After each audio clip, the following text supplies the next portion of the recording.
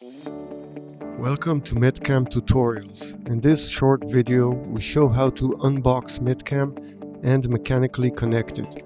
For safety instructions and full documentation, please read the manual. MetCam is delivered in a small disposable box. Product documentation is inside this box.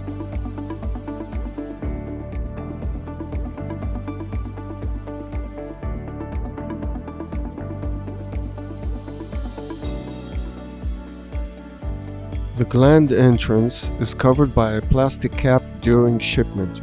Remove it to expose the gland thread. There are two types of threads, 3/4 NPT and M25. The thread type is marked on the housing next to the thread. MetCam accessories, mount and sunshade are delivered separately.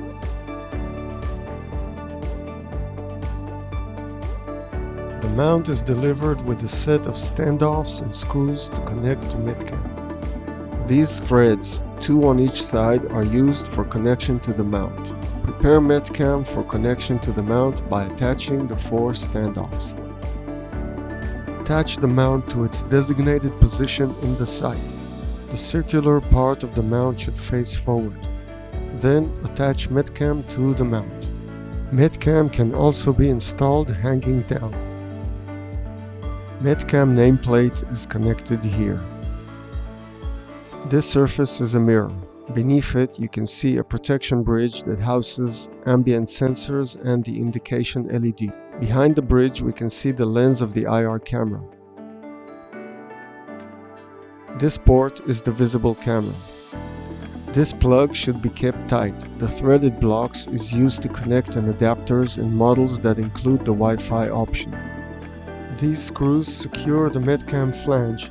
They must be kept tight. This MetCam includes the Wi-Fi adapter. The adapter comes installed from factory. It cannot be added to a delivered MetCam unit afterward. The Wi-Fi antenna can be connected directly to the adapter.